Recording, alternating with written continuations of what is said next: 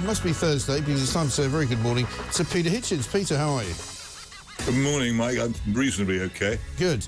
Read your piece this morning with some interest. It's a horrifying scenario of what you were able to imagine happened after seeing the aftermath. And I think your wife actually saw the aftermath directly after it happened. She did. Yes, she came home in a state of some distress, having seen this guy lying on the cycle path, unconscious and bleeding and not moving.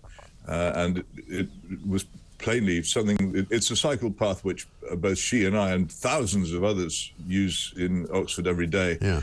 It was opened, I suppose, about 20 years ago as a major bypass for cyclists to avoid some of the most fatal traffic bottlenecks in the city, and it's very well used. But in recent years, it's become also infested with large numbers of e-bike riders. Many of them, of course, food delivery riders. Others, these strange people who you see riding along masked like bandits. Yes. And a few weeks ago, I was very alarmed to see one being ridden extremely fast. I pulled it. I heard it. A strange rising whine behind me. I pulled in because I sensed danger, and it came past me at probably about 25 miles an hour, which is 10 miles an hour faster than they're officially supposed to go, possibly even faster than that. Luckily, as it hit the curve and very nearly skidded, there was nobody there. There were no pedestrians, no small children, no people walking pets, as there often are, and also nobody on a bike. But it could easily have been disaster, and I was not at all surprised when this happened. Say the patch of blood,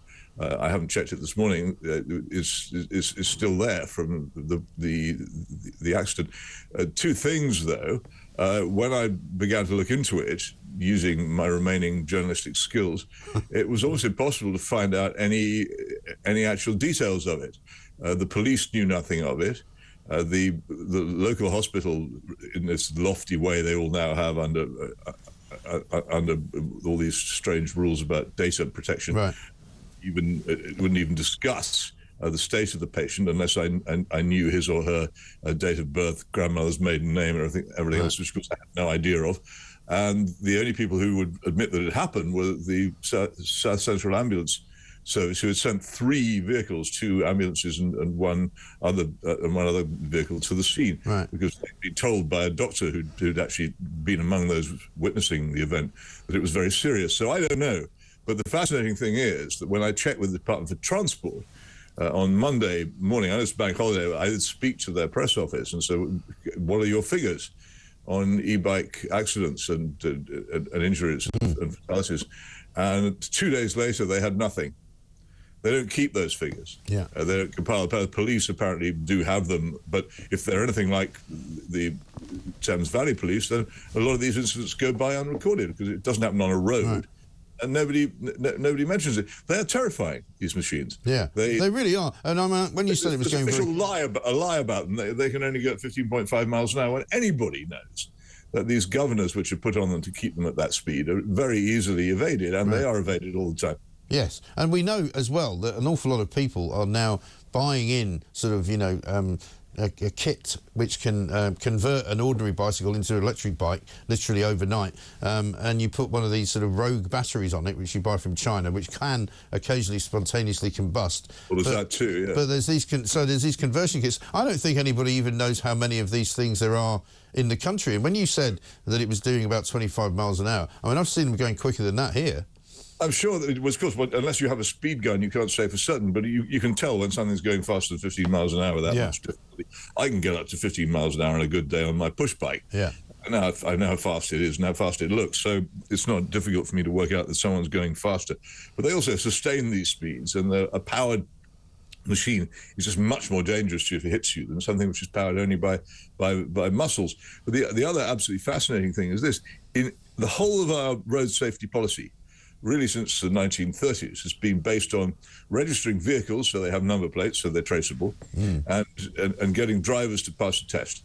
So now you have thousands, tens of thousands, possibly hundreds of thousands of motor vehicles without any kind of number plate on them, so they can't be identified, and you don't need a license to ride them. And we've completely dropped the absolute central core of our road safety policy for these things. Now, why is that? I have a suspicion, and my suspicion is this, that the Department for Transport knows perfectly well that public transport in this country is collapsing. So it aims to use electric bikes as a sort of stopgap to give people some means of transport which isn't public. You can see why they might think that's sensible if you forget all the details of what happens when you have unlicensed machines. The other thing is, when you write about this on social media, someone always says, "Oh well, what these bikes are really for are old people who can't ride their bicycles anymore, who can't get up hills." Well, I'm sorry. But anybody who observes will see that most of these machines are written either by food delivery riders or by young, fit people who can't be bothered to pedal.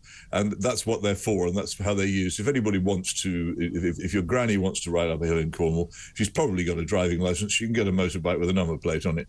But if it's completely fatuous to use this as an excuse for allowing these things on the road in such numbers that they are certainly in both the cities I am in every day, Oxford and London. They're a perpetual menace. Yeah, both on the roads and also in cluttered heaps getting in the way. Well, I was going to say that's before you start talking about the cluttered heaps that litter certainly all of London that I see. I don't go to many other cities, so I don't know what it's like in Oxford. But you know, there's way too many of them. There's about 5 different companies now renting 5 different types of bikes. They're all extremely heavy, and they're dangerous. And unregulated. Well, all motor vehicles are dangerous. The whole point about the old regulations is that they mitigated the danger, but these things, the danger is not mitigated, and nobody's taking any serious notice of it. The results are not being recorded. I say what I saw, or rather what my wife saw on Friday, what my wife saw on Sunday, would not be recorded anywhere. If it hadn't been that I'd made a palaver about it. I contacted the local paper, I contacted the local police, and even now, as far as I know, it's still not officially listed by the Thames Valley Police.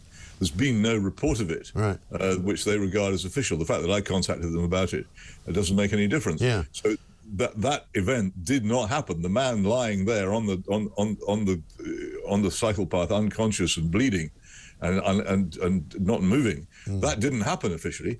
It never happened, so nothing will be done about it. And isn't it curious? It's bizarre and outrageous. Yeah, isn't it curious as well that we live now in a sort of, we talk about 2-tier societies all the time, but where we've got this ridiculously liberal attitude where people can ride around on quite dangerous machines, you know, crossing, you know, crosswalks, going up the street the wrong way, riding on pavements, putting people's lives in danger, and yet the Labour government come out this morning and it looks as though they're going to ban smoking in pub gardens. And you kind of go, well, which bit of that do you not understand? Which thing is more dangerous to the general public, do you think? Well, I'm not myself, I don't object to attempts to try and stop people from smoking, because I've seen the results of it and what happens to people who do.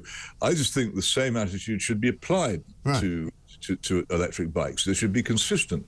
And I'm not going to use this as a plea to say that we shouldn't carry on our efforts to stop people smoking, which has been a great curse over really the century during which it's been very, very common. An awful lot of people have died horribly and been bereaved because of it, and I don't decry efforts to bring it to an end.